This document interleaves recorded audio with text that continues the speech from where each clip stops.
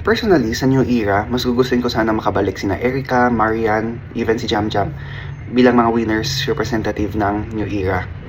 Dapat that's just me. At last na, may trivia tayo. Sa sobrang tinagal na ng Survivor sa Fiji Mamanuca Island since season 33, Millennials vs Gen X, ngayong season 50 sa returning players, 4 na contestants lamang ang hindi pa nakapaglaro sa Fiji. Namely, Jenna Luis, Colby Donaldson, Coach, and si Stephanie. The rest na 20 players ay nakapaglaro na sa Fiji sa kanilang una o mga past returning seasons. Yun lang. Sana lipat din sila ng ibang lugar din pag may time na.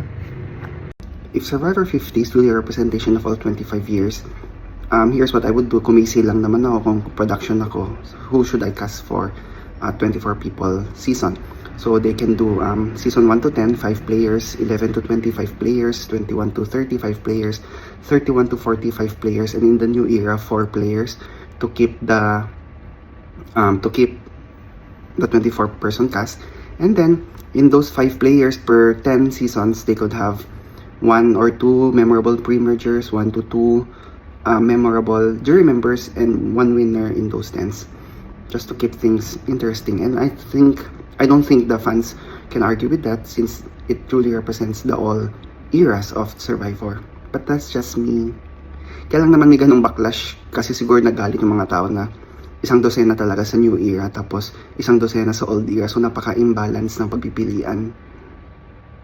Sakang mema comment lang naman din natin today ay dadatay ng dada, di ba? Tulad ng second chance ballot sa Cambodia, napaka wild card ni Kelly Wentworth. So we wish the players of season 50 all the best, and to prove us wrong na sana mag-emerge na bagong legendary players.